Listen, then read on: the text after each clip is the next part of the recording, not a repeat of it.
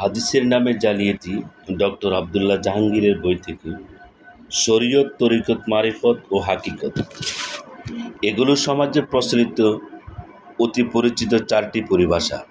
কোরআন হাদিসে শরীয়ত শব্দটি ব্যবহৃত হয়েছে ইসলামের চারটি পর্যায়ে বা স্তরে, অর্থে তরিকত, মারিফত, হাকিকত পরিভাষাগুলো কোরআন বা হাদিসের কোথাও ব্যবহৃত হয়নি। কখনই কোনো সাহাবী, তাবি, প্রসিদ্ধ চার মাযহাব, চার ইমাম অন্য কেউ ইসলামের চারটি স্তর বা পর্যায় হিসাবে এই পরিভাষাগুলি ব্যবহার করেননি। প্রথমে শিয়াগণ এগুলি উদ্ভাবন ও ব্যবহার করে, পরে সুন্নি সরল সুফিগণের মাধ্যমে পরিভাষাগুলো প্রসার লাভ করে।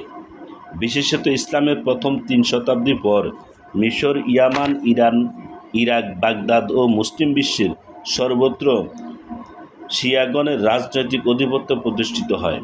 এই সময়ে শিয়া আকিদার অনেক কিছুই সাধারণ মুসলিমদের মধ্যে ছড়িয়ে পড়ে। আর এই যুগের জালিয়াতগণ রাসূল সাল্লাল্লাহু আলাইহি ওয়াসাল্লামের নামে হাদিস বানিয়েছে।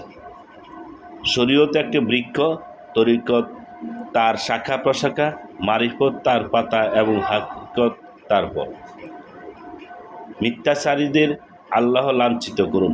তাদের বানানো আরেকটি কথা, শরীয়ত আমার কথাবার্তা, তরিকত আমার কাজকর্ম, হাকিকত আমার অবস্থা এবং মারিফত আমার মূলধন। আরবি মারিফাত শব্দটি আরাফা ক্রিয়াপদ থেকে গৃহীত।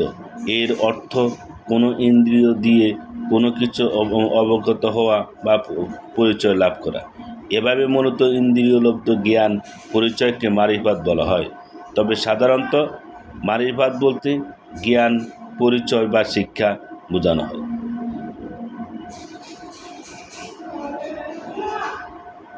শরীয়ত, তরিকত, হাকিকত বা মারিফত এই পর্যায়ক্রমিক ধারায় মারিফাতকে শরীয়তের উপরে স্থান দেওয়া হয়েছে। পক্ষান্তরে কোরআন সুন্নাহ সুস্পষ্টভাবে মারিফাতকে শরীয়তের নিম্নের স্থান দিয়েছে। জ্ঞান অর্থ মারিফাত ঈমান অর্জনের একটি গুরুত্বপূর্ণ পদক্ষেপ। আল্লাহ মারিফাত বা আল্লাহর পরিচয় লাভ মানুষকে তার প্রতি ঈমান ও বা বিশ্বাসের দিকে ধাবিত করে। তবে কোরআন হাদিসে মূলত ইলম এবং ফিকহ এর প্রশংসা করা হয়েছে, মারিফতের কোনো বিশেষ প্রশংসা করা হয়নি। মারিফাত ঈমানের পথে পরিচালনা করলে তা প্রশংসনীয়।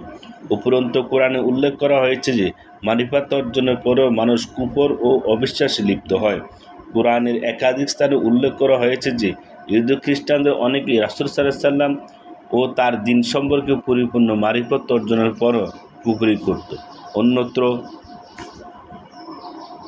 অন্যত্র মহান আল্লাহ বলেন, অতঃপর যখন তাদের নিকট তা আগমন করল, তারা তার মারিফত অর্জনের প্রকৃত পরিচয় জানার পরেও কুফরি করল।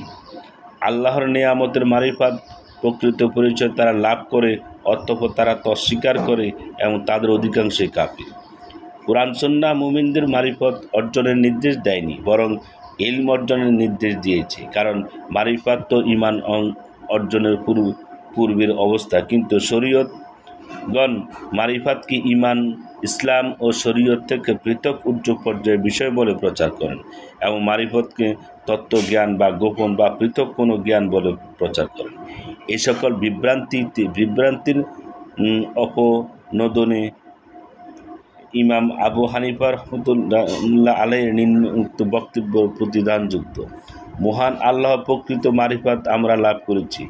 মহান আল্লাহর প্রকৃত মারিফত আমরা লাভ করেছি। তিনি যেভাবে তার কিতাবে তার নিজের বর্ণনা দিয়েছেন, সেভাবে তার সকল বিষয় সহকারে মুমিনগণ সকলেই সমান মারিফতের বিষয় এবং ইয়াকিন, তাওয়াক্কুল, মহব্বত, রিয়া, খাউফ, রাজা এবং সকল বিষয় ঈমানের ক্ষেত্রে তাদের মর্যাদার কম বেশি হলো মূল ঈমান বা বিশ্বাসের